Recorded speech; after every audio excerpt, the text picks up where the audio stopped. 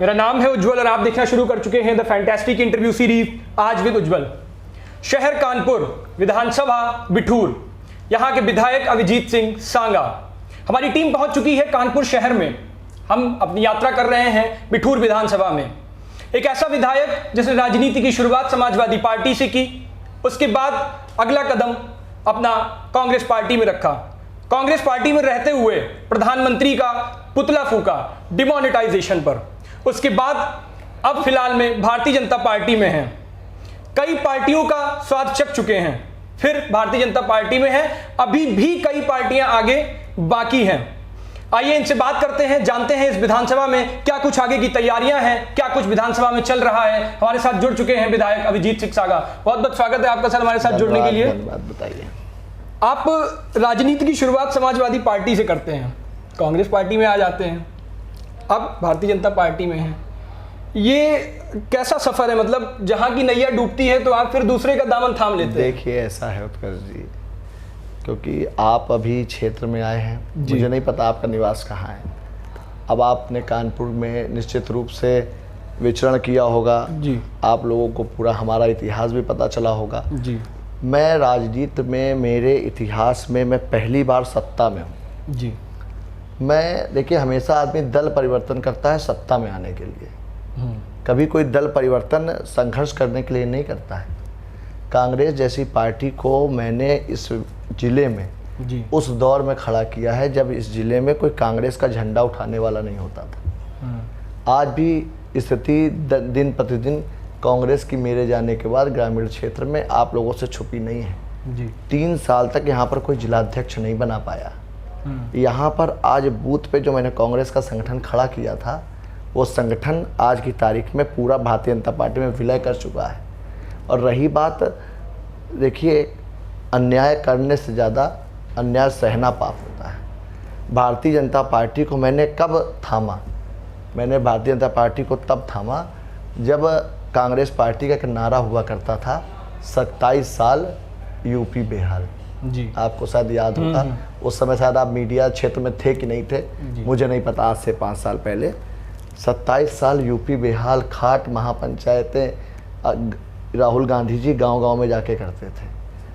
Samajwadi party के बारे में, बहुजन समाज पार्टी के बारे में संघर्ष करने का काम कांग्रेस पार्टी सड़क पे, ज़मीन पे कर रही थी। लेकिन चुनाव आते आते क्या हो गया कि उनका नारा बदल गया कि यूपी को ये साथ पसंद है। याद है आपको? जी जी जी। एक नारा हुआ करता था जी। और दोनों राहुल जी और अखिलेश जी एक मंच को साझा करने लगे। जिन विचारों को लेकर के हम सड़क पे संघर्ष करते थे, उत्तर प्रदेश में परिवारवाद के खिलाफ बोलते थे, गुंडा राज के खिलाफ बोलते थे, जमीन पर संघर्ष करते थे। मैंने 2012 में कांग्रेस पार्टी से विधानसभा का चुनाव लड़ा, मात्र 27 वर्ष मेरी आयु थी। जो मेरा आपने इतिहास बताया, इस इतिहास में लोगों का शुरुआत नहीं हो पाती है।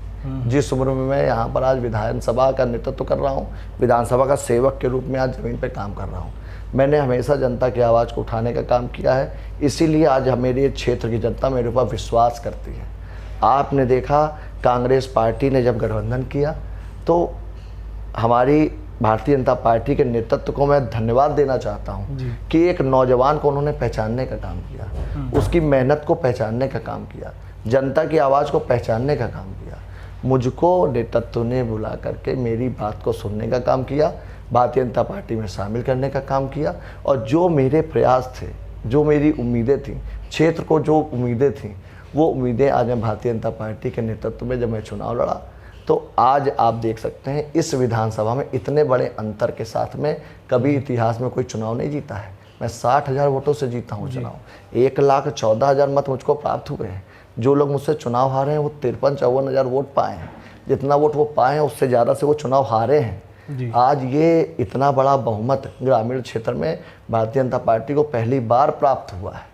ये मैं आपको ये बात इसलिए बताना चाह रहा हूँ। और रही बात विरोध करने की, मैं जिस विचारधारा के साथ कांग्रेस पार्टी में जुड़ के काम कर रहा था, वो विचारधारा कांग्रेस पार्टी छोड़ चुकी है। आपको लगता है भाजपा उस विचारधारा को आगे ले जा रही है? बिल्कुल। आज 2 अक्टूबर को गांधी जयंती मनाने का काम कौन कर रहा है? आज मोदी जी कर रहे हैं। स्वच्छता अभियान किसका नारा होता था? गांधी जी का होता था। स्वच्छता के ब्रांड एम्बेसडर कौन होते थे? गांधी जी होते थे। और गांधी जी के बाद स्वच्छता का ब्रांड एम्बेसडर कौन है? मोदी जी हैं।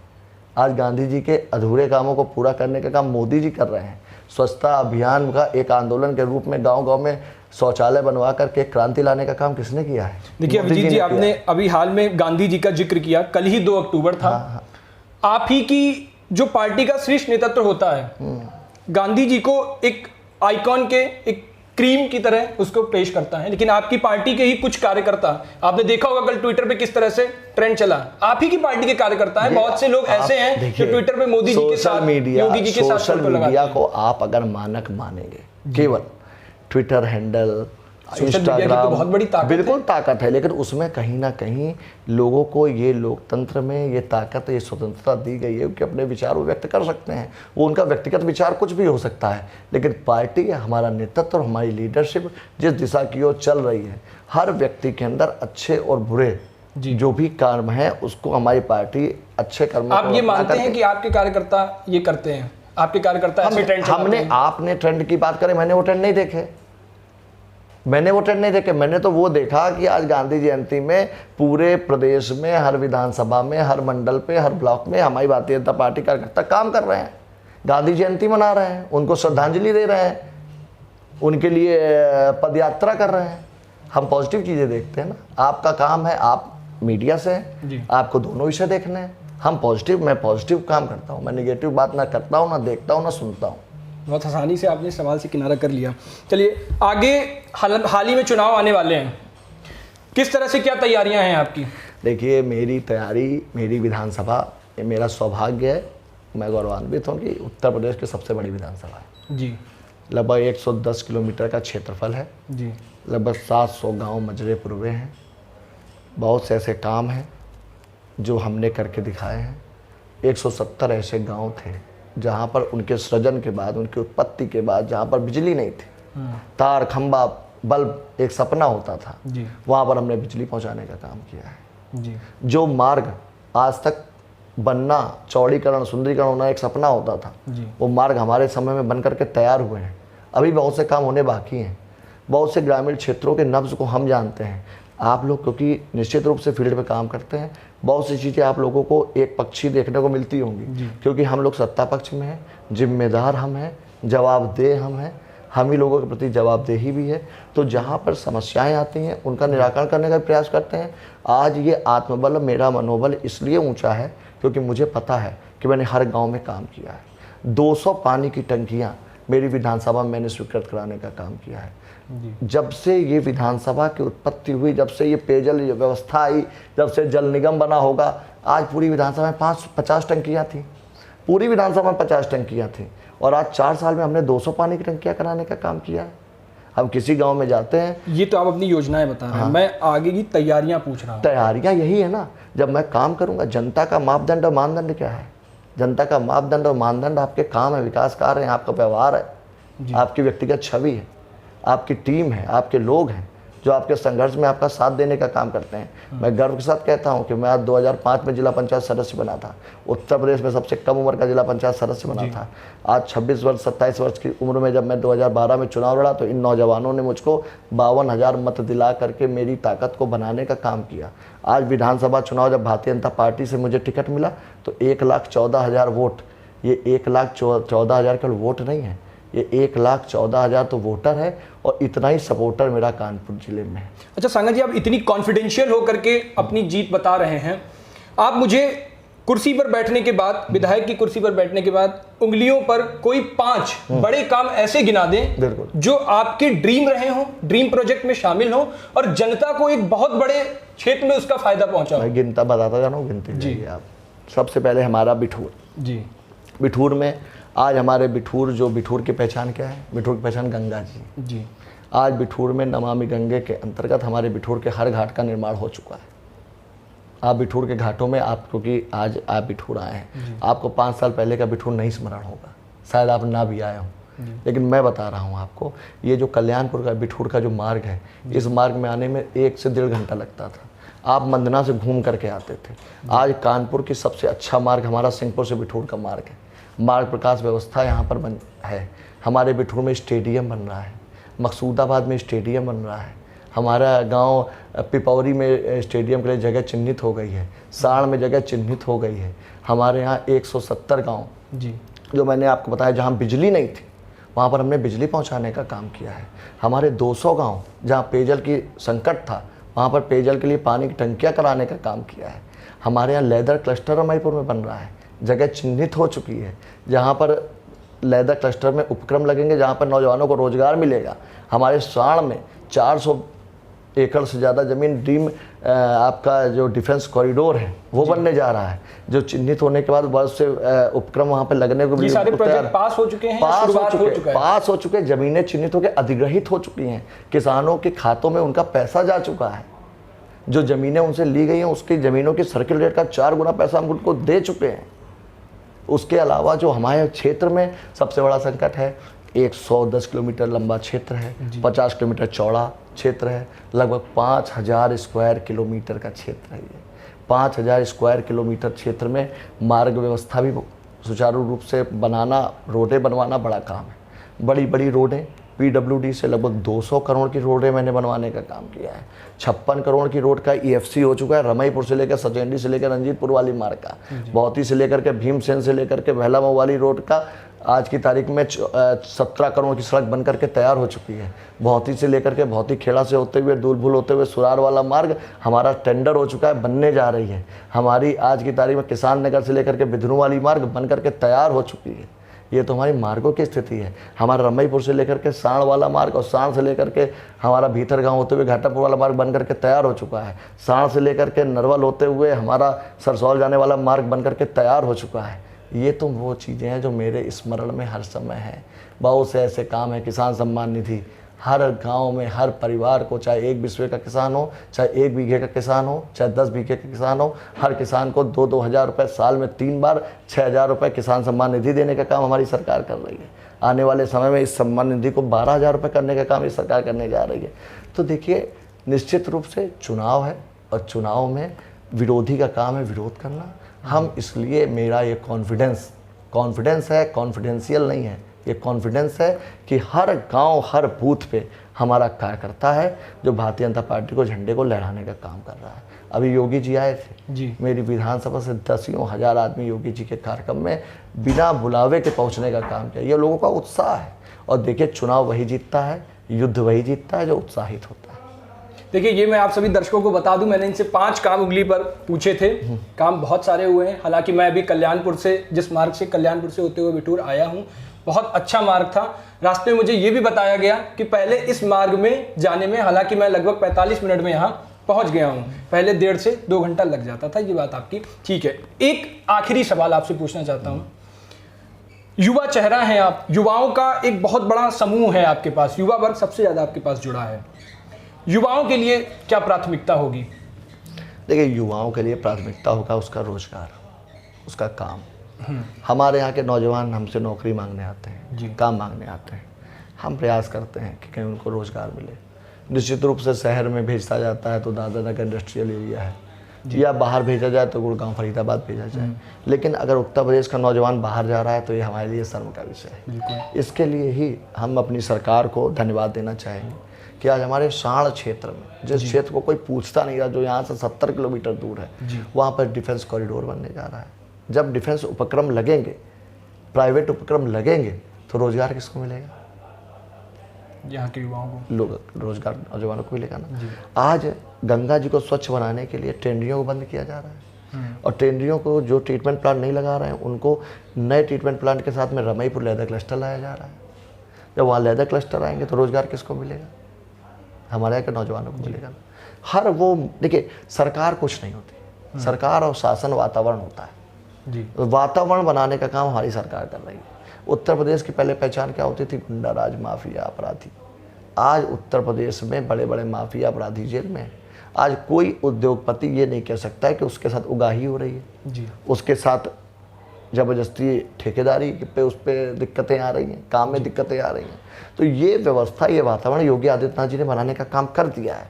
अब वो आने वाले समय में, ये हम लोगों का दुर्भाग्य है या संयोग है कि 2 वर्ष हम लोगों को कोरोना से भी युद्ध लड़ना पड़ा। उस वजह से हो सकता है हमारी गति अगर 100 की गति थी तो आज 80 में चल रही है। लेकिन ये बात जनता भी समझ रही है, जनता हमारे साथ है। आज फ्री में अन्न बट रहा है, राशन बट रहा है। कोई पहले कोटेदारों की इतनी शिकायतें आती थी कि तेल बेच डाला, अन्न बेच डाला, राशन बेच डाला।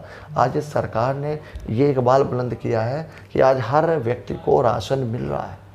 गांव का आदमी, मजदूर आदमी जिसके पास खेती पाती नहीं थी, आज उसको राशन मिल रहा है जी। तो ये देखिए, यही माहौल, यही बात। तो ये आपका रिकॉर्ड हो जाएगा। युवाओं को, यहाँ के युवाओं को प्राथमिकता होनी चाहिए। जो भी आपने योजनाएं गिनाई, मैंने जो भी योजनाएं गिनाई हैं जी, ये मेरी प्राथमिकता है, मेरी सरकार की प्राथमिकता है। और ये मेरा सौभाग्य है कि मेरी बिठूर विधानसभा में इतनी बड़ी बड़ी योजनाएं आज मूर्त रूप ले चुकी हैं। मैंने जो बोला है वो ऑफ द रिकॉर्ड नहीं है, ऑन द रिकॉर्ड है। और आपको बाकायदा उसका डाटा आपको प्रशासन से मिल सकता है। ज़मीनें जो अधिग्रहित की गई हैं, सरकार को कोई वहाँ पर जू तो बनाना नहीं, डिफेंस कॉरिडोर के लिए लिया गया है, लेदर क्लस्टर के लिए लिया है, लाखों करोड़ों रुपया किसानों को दिया गया है। ये तो ऑन द रिकॉर्ड है। अच्छा सांगा जी, द वेरी लास्ट वन, आप, जब मैं यहाँ से आ रहा हूँ, लोगों से बात करता हूँ, हालांकि मैं गांव के बीच से आया तो थोड़ा सा लोग मुझे बात करने के लिए मिले, उसमें आपकी जो एक छवि है, आपकी एक जो छवि यहाँ के लोगों से, चूंकि वो आपके सामने नहीं कहेंगे लेकिन ऑफ द रिकॉर्ड बोल सकते हैं, तो आपकी छवि एक दबंग वाली छवि है। ठीक है, दबंग मतलब अभिजीत सिंह सांगा एक दबंग इंसान। लोगों को उम्मीद ये होती है कि मेरा काम हो भी जाएगा और उम्मीद हो सकती है कि कहीं मैं उनकी नज़र में ना चढ़ जाऊं। तो ये दबंग वाली जो छवि आपने, और एक छवि और भी है आपकी, आप बहुत तेजी से पिछले कुछ सालों में आप हिंदूवादी चेहरा बहुत बड़ा बन रहे हैं। मतलब ये आपका कोई एक एम सेट करके रखा है, पिछले कुछ सालों में ही एकदम से हिंदू प्रेम एकदम से जागृत हुआ। ये देखिए, परिस्थितियाँ होती हैं। जब आज हिंदुस्तान में, हमारे उत्तर प्रदेश में आज जो आप माहौल देख रहे हैं कि कहीं ना कहीं कुछ विषय ऐसे आ जाते हैं जहाँ पर कुछ ना बोलना ही अगर सेकुलरिज्म है, तो कहीं ना कहीं हम लोगों को अगर अपनी बात कहनी है, आज लोगों की अपेक्षा है ना, हिंदू हो या मुस्लिम हो, कोई नौजवान हो, अच्छा हो बुरा हो, है तो समाज के ना सब जी। आज मैं समाज में जनप्रतिनिधि के रूप में यहाँ पर स्थापित हूँ। आप लोगों ने, जनता ने मुझे यहाँ विधायक के रूप में बनाया है, तो केवल अपनी सैलरी उठाने के लिए विधायक बनाऊँ क्या? आज मुझको अगर कोई बोल्ड स्टेप उठाना पड़ रहा है तो वो मैं उठाऊँगा, संविधान को मानते हुए, न्याय संगत बात करते हुए। अगर मुझे कहीं पर लग रहा होगा कि मेरे यहाँ बिठूर में, वो जो आप जिस विषय को ले जाना चाहते हैं, मैं ओपन कर देना चाहता हूँ। मेरे बिठूर में एक धार्मिक स्थल रहा जी, एक गुरु जी का स्थान रहा, वहाँ पर कुछ लोगों का कहना रहा, गांव के लोग आए मेरे पास, हिंदू भी आए, मुस्लिम भी आए, बिठूर के लोग आए, किसी को कोई दिक्कत नहीं थी। बाहर के लोगों ने आकर के उसको दरगाह का रूप देने का प्रयास किया, तो उसमें मैंने लोगों को, जहाँ पे प्रशासन गलत कर रहा था, मैंने खड़े होकर के वहाँ पर जनता के हित की बात कर दी। और उसमें मैं हिंदूवादी चेहरा हो जाऊँ, दबंग हो जाऊँ। उसके बाद आपके शब्दों का चुनाव मुझे लग रहा है कुछ गलत था ना? क्या शब्दों का जो चुनाव आप बताइए, किया था, क्या चुनाव? आप बताइए, आपको स्मरण हो तो। नहीं, मैं मतलब ऐसे कह नहीं सकता हूँ, लेकिन आपने जिन शब्दों का आपने मेरा चुनाव जो किया शब्द थे, मेरे शब्द जो थे, उनपे मैं आज भी कायम हूँ। अच्छा, अभी भी मैं कायम हूँ। उनके लिए कोई गिला शिकवा नहीं? कोई गिला शिकवा नहीं है। मैं निश्चित रूप से जहाँ पर भी मुझे ऐसा लगेगा, हमारी संस्कृति के साथ, हमारे इतिहास के साथ, हमारे लोगों के साथ, कहीं पर उनकी भावनाओं को ठेस पहुँच रही है तो मैं उनके साथ खड़ा हूँगा। कहीं पर गलत हो रहा होगा तो ज़रूर न्याय संगत बात होगी, लेकिन अगर किसी के साथ केवल इसलिए अन्याय होगा कि उनको केवल अल्पसंख्यक एक तुष्टीकरण की नीति के साथ लोग, हम वो लोग नहीं है कि एक जेब में लाल टोपी और एक जेब में जालीदार टोपी लेके चले। हम हिंदुस्तान में रहने वाले हर उस मुस्लिम की इज्जत करेंगे जो अब्दुल हमीद को मानेगा, जो अब्दुल कलाम को मानेगा, जो अजीमुल्लाह खान को मानेगा। लेकिन अगर कोई ये उम्मीद करे कि हम यहाँ पर रहने वाले उन मुस्लिमों की भी इज्जत और सम्मान करेंगे कि जो भारत माता को डायन बोलेंगे, जो यहाँ पर रहने के बाद में पाकिस्तान जिंदाबाद बोलेंगे, जो यहाँ की थाली में खाने के बाद इस थाली में छेद करेंगे, जो तालिबान के समर्थन करने की बात करेंगे, तो निश्चित रूप से उनसे हर भाषा में अभिजीत सिंह सांगा बात करेंगे। उसके लिए चाहे मुझे दबंग कहा जाए, मुझे जिस श्रेणी में ये लोग रखना चाहें उस श्रेणी में रखें, लेकिन मैं अपने साथियों की, अपने हिंदू भाइयों की आवाज़ को उठाता रहूँगा। इसमें मुझको उठाने में कोई शर्म नहीं है। हिंदू भाइयों में सिर्फ हिंदू भाई? हिंदू भाइयों के क्योंकि लिए जनता ने जो मैंने सभी- आपसे क्या कहा, मुस्लिम भाई मेरा वो मुस्लिम भाई है जो भारत माता को डायन नहीं बोलेगा, और जो भारत माता को डायन बोलेगा उसकी जबान को खींचने का काम भी अभिजीत सिंह सांगा करेंगे। लेकिन आपको ये बोलना चाहिए ना, हिंदू मुस्लिम भाई जो नहीं, भी जनता, हिंदू मुस्लिम भाई मैं सबके, मैंने बोला ना आपसे, हिंदू भाई भी, मुस्लिम भाई भी, सिख भाई भी, ईसाई भाई भी, लेकिन हिंदुस्तान में रहने वाले उस भाई को मानेगा जो भारत माता को माँ बोलेगा। हाँ, जो भारत माता को डायन बोलेगा अब ठीक है। उसको तो हम अपना विरोधी और एक देश का दबंग विरोधी वाली मानेंगे। छवि को और क्लैरिफाई कर दीजिए। देखिए, दबंग की छवि क्या है? अपनी बात को कहना, अपने लोगों की मदद करना, अपने लोगों के लिए खड़े रहना। मैंने आपसे क्या कहा, मैं पहली बार सत्ता में हूँ, मैं तो नहीं, चूंकि आपके लिए कह रहे मैं हैं ना, आप सपा गुंडे में- माफियाओं का भी साथ देते हैं। देखिए सपा, एक सवाल ये भी अरे आपको बताइए उड़ मुझे, जाता है। एक बात सुनिए, यही तो तरीका है। समाजवादी पार्टी की सरकार में मैं कांग्रेस पार्टी में था। समाजवादी पार्टी को गुंडे और माफियाओं का संरक्षणदाता माना जाता है। उस दौरान में आप मेरे इतिहास को उठा करके देख लीजिए, मेरे ऊपर जो भी मुकदमे लगे हैं उसी दौरान लगे हैं। अच्छा, अभी आपके ऊपर एक आरोप लगा था, हाँ। विकास दुबे बिकरू हत्याकांड जो हुआ, उसमें भी आप पर आरोप लगा। अरे आरोप लगा, किसने लगाया आरोप? हमें उसने का नाम बताइए। इस आप पूरे प्रदेश मीडिया में से सिर्फ- हैं। इस पूरे प्रदेश आप में सिर्फ मीडिया दो से लोगों पर नाम एक बात है। बताइए, एक बात बताइए, आप मीडिया से हैं जी। आप कोई भी बात, कोई भी आरोप, कोई भी चर्चा करने के पहले उसको ये तो क्लियर करिए कि मेरे ऊपर आरोप लगाया किसने। अगर कोई व्यक्ति, एक बात बताइए, विकास दुबे अपराधी था, विकास दुबे ने ये घटना की, उस घटना में इतने पुलिसकर्मी मरे, उसमें सब लोग उनकी निंदा कर रहे हैं कि नहीं कर रहे हैं? बिल्कुल कर रहे हैं। विकास दुबे की निंदा कर रहे हैं कि नहीं बिल्कुल कर कर रहे रहे हैं? विकास दुबे के उस घटना के पहले क्या विकास दुबे का कोई रिश्तेदार नहीं था? क्या विकास दुबे से कोई परिचित नहीं था कि कानपुर जनपद में वो अंतरिक्ष से आकर के वो घटना करके चला गया? तो ये बताइए, ये आज आप मेरे पास बैठे हुए हैं और यहाँ से बैठने के बाद आप जाके कोई बहुत बड़ी घटना कर दें। तो मेरा तो देखिए, SIT जांच हो रही है हर घटना की, हर घटना में बड़े बड़े लोग इसकी विवेचना कर रहे हैं। अगर कहीं पर भी मेरा सहयोग या मेरा संरक्षण होता तो आज सामने आ गई होती बातें। तो ये तो 2017 का एक वीडियो था, कोई 2017 का। उस दौर में विकास दुबे, देखिए हर अपराधी जब वो कहीं पकड़ा जाता है तो अपने बचाव के लिए बड़े बड़े लोगों का नाम लेता है। और विकास दुबे, मैं आपको बता रहा हूँ, इस घटना के पहले विकास दुबे का कोई चर्चा भी नहीं थी क्षेत्र के अंदर। आज ये ऐसी इतनी बड़ी घटना हो गई, जो घटना हुई आज उसकी परिणति आप सबके सामने है। तो ये तो एक्सीडेंटल घटना और एक दुर्भाग्य मान लीजिए या एक संयोग मान लीजिए कि इतनी बड़ी एक ऐसी घटना जिसकी वजह से आज उसका पूरा गांव, पूरा क्षेत्र, पूरा परिवार सब नष्ट हो गया। तो ये तो एक दुर्योग है। तो मतलब आप सिर्फ दो, मतलब ये नहीं समझ आ रहा है, राज्य में सिर्फ पूरे उत्तर प्रदेश में 2 लोगों का नाम लिया उसने। अरे अच्छा, ये बताइए, इतने सारे आपके विधायक आपने हैं। 2 लोगों का नाम नहीं लिया। आपको पूरी, वही मैं आपसे कह रहा हूँ, आप पूरे उस प्रकरण को और उसकी विवेचना करिए। कम से कम उसके साथ में 2500 लोगों की फोटोज हैं, 2500 नेताओं की वीडियोज हैं, 2500 लोगों से उसके संबंध रहे हैं। तो वो एक घटना हो रही है 2019 में, 19 में हुई है कि 20 में हुई है? 19-20 में जो भी घटना हो रही है, 2020 में वो घटना हो रही है। उस घटना से जोड़ करके, या जोड़ने का मतलब ये है कि 2017 को अभी तो उनके, आप जब और पहले बहुत से लोग उनके साथ पढ़ते भी रहे होंगे, बहुत से लोग उनके साथ खेलते भी रहे होंगे, बहुत से लोगों से वो नमस्ते भी करते रहे होंगे, तो बहुत से लोगों से वो राजनीति जिला पंचायत सदस्य रहे हैं। 10 वर्ष तो वो व्यक्ति जिला पंचायत सदस्य रहा है, राजनीतिक आदमी था। तो क्या इसका मतलब ये हो गया जिसके उससे संबंध रहे हैं वो सब लोग उस घटना के पीछे उनका हाथ था? इस घटना में जिनका हाथ था वो कोई नहीं बचेगा और ना बचा है। तो ये तो देखिए, हम लोग राजनीति कर रहे हैं, हर तरह के लोग मिलेंगे, हर तरह लोगों की बात करनी पड़ेगी।